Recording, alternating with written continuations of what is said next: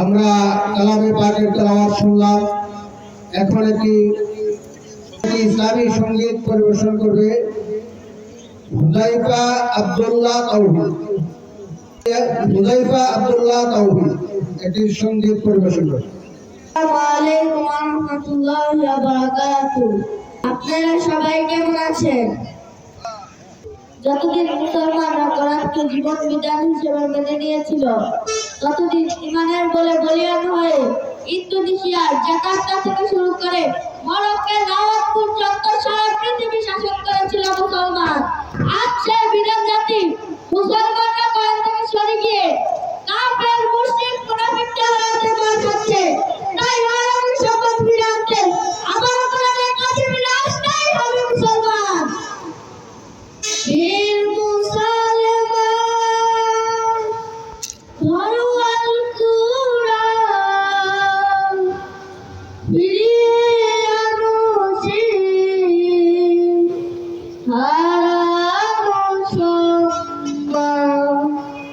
বীর মুসলমান ধরো আল কুরআন, ফিরিয়ে আনো হারানো সম্মান।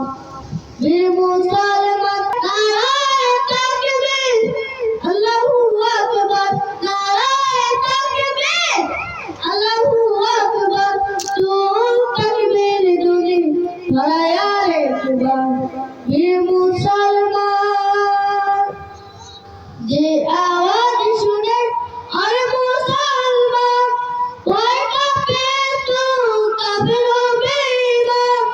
যে আওয়াজ শুনে আর মুসলমান ভয় কাঁপে তো কাফের হবে ইমান।